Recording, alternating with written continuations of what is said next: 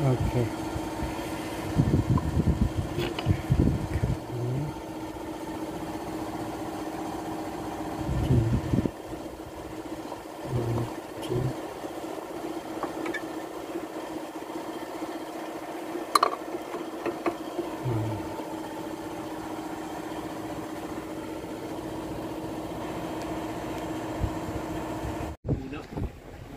Macam makcik kat ni memang bukan Islam ni lah, liberal lah. Ya.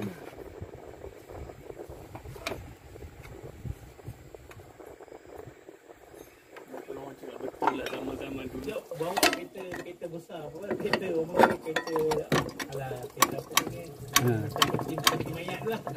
Kereta ikan lah apa benda, saya meja lain. So dia orang sembang. Masa wakil dia macam ni. Macam ni Encik Syahla. Saya tahu awak bekerja dan saya juga bekerja. Saya ni atas nasihat orang-orang ni. Dia tolak kat kaki saya. Masa saya tengok tu duit tu macam tu, saya tolak balik. Saya tolak balik guna kaki saya balik. Itu kan daripada documentation manual ni tak nampak ni. Tak nampak ya. Tapi ini gasket dia kan. Gasket waterpump. Gasket cantik. Cantik. Tengok tapak lelehan ni. Dekat bawah. Dia bawah, ini atas je. Yeah. Tadi saya tengok atas. Okey, betul. Okey.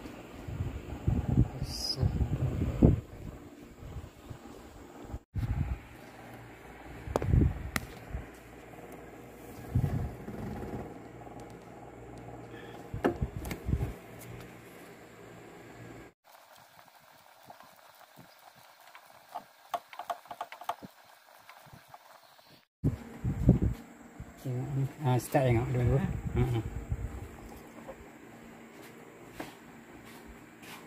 Okey, dah siap lah.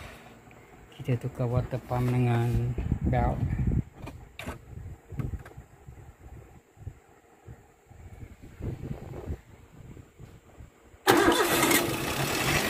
Alright, berjalan.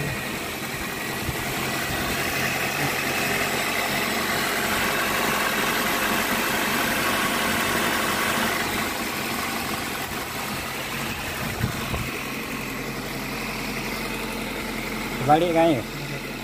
Balik kan? Dia ada rusak.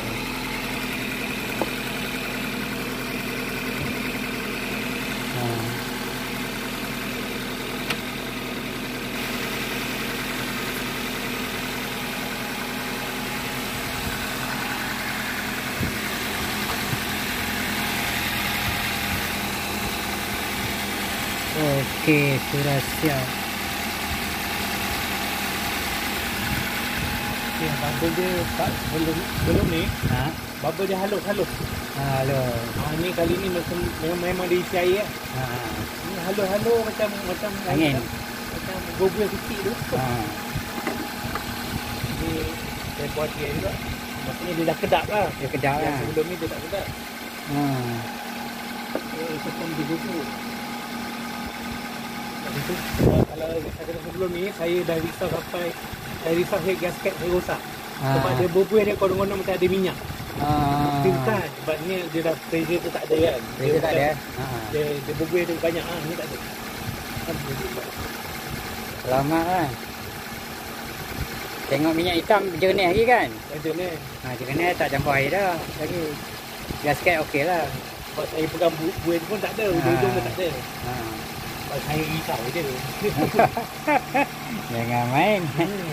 Enjin senyap dia cantik kan. Alhamdulillah. Ini minyak hitam baru tukar je. Orang nak gerak lah kononnya. Minyak hitam baru tukar kali. Terus kereta naik. Balik tak gula. Naik balik. Okey. Okey lah. Tukar cantik. Dia sejuk dia cut off lah.